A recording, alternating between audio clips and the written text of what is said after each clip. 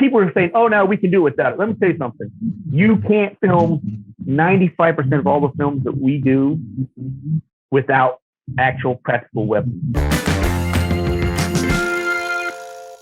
So you're the first guy that we've talked to since the incident on Rust that has weapons experience, and I think you even mentioned that you have armor experience on sets before. I've been keeping up with what Alec Baldwin says or what the authorities say versus what the news says, or it seems like there's conflicting information about what the industry standard norms are or the protocols are surrounding this. And I was wondering if you had a take on it at all from your perspective. Well, all I could give you is my perspective.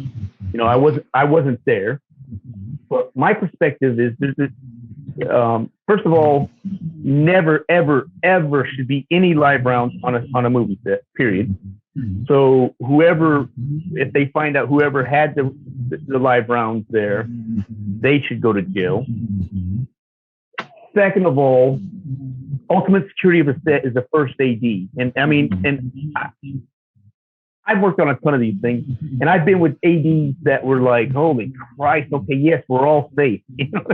We're good. But when you look in the perspective, it's really it's his job. He should have showed everybody that it was clear, the chamber was clear, everything was clear on the weapon. There was not even a blanket or a dummy round, anything in the chamber or even in the weapon at all. So he should be charged. And ultimately, when I do a film, every person I train, even when I go in boot to train and we go out to the field, what I do is I take them away from production. We go out 4 or 5, sometimes weeks.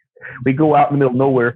They're with their weapons. I mean, I got Brad Pitt with his weapons. It don't matter. Samuel Jackson, they got their weapons. They got ammo. They got ammo in their pouches. They're there. But I train them and teach them. And also when I stunt coordinate a show, whenever you're handed a weapon, it's your responsibility to make sure it's clear. And I say it like this. If I borrow your car and I speed and run somebody over, I can't then go back and say, well, he said the brakes were good. If I'm driving, I go to jail.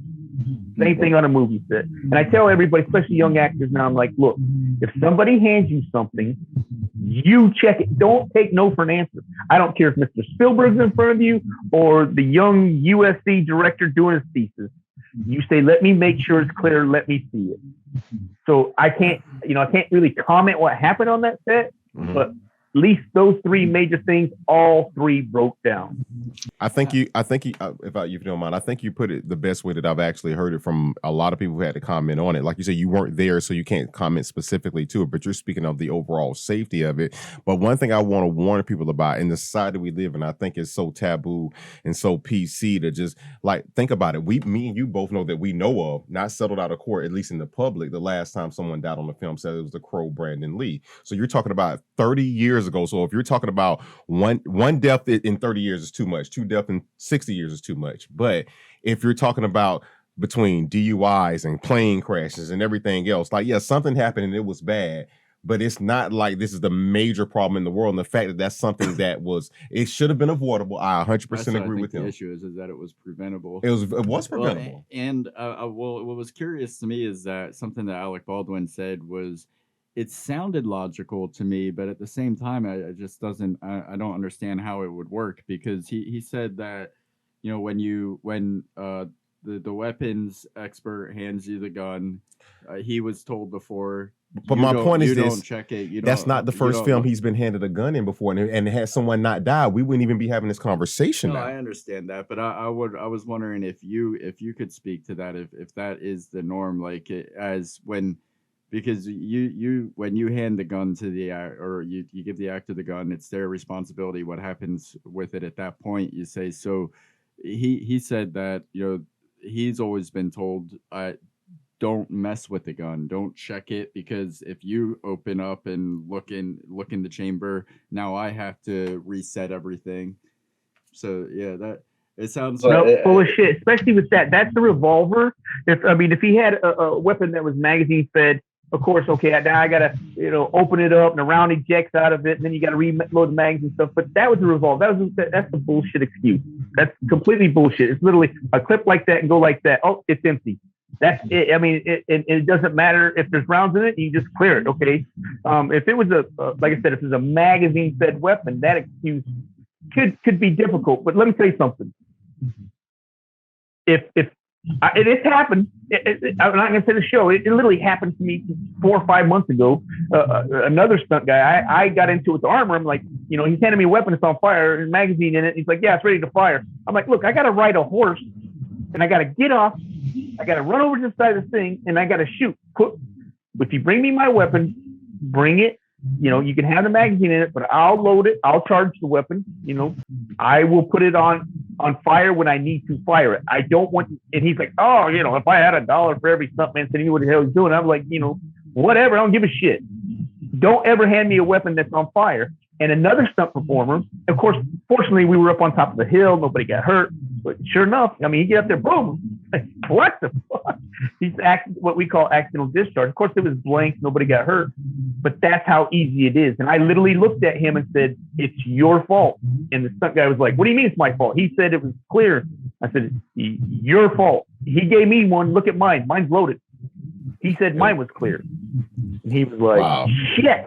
But that's, you have to be diligent. When I stunt coordinate a film, I'm very, I go in with the armor. I make sure I bring a flashlight.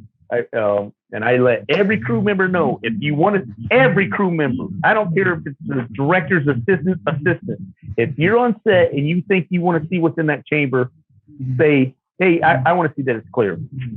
And respect that. And I think that's the safest way to go, because no matter how anyone feels, if everyone says that before it's time to yell action, there would be no casualties. So and it goes back to the tech advising. When I'm training, they got the weapons. The actors are so because in boot camp you always have somebody, oh shit, the accidental discharge, and that's I look for moments like that. Somebody's gonna feel like they're fixing to die. The actor that said he knows how to play tired. Oh, he's fixing to know what it's like to be fucking tired. I wear their ass out. So when they do get on set, their shit is locked on. Nobody does anything. And they load, I teach them to, I don't let armors load their weapons. So I hate that. Now, armors don't load their weapons. Here's your empty weapon, chamber clear. You load your own weapon. It's that simple. And, I've heard people, there needs to be an NRA staff and stuff. It's true. A lot of people are saying, oh, now we can do it without it. Let me tell you something. You can't film 95% of all the films that we do without actual practical weapons, period. There's it looks like shit. Somebody like me will watch it and go, that is the shitty fucking movie. And it could be the best movie ever. But that, fake muzzle flash, no rounds ejecting out of the ejection port, that's going to ruin the whole film for me.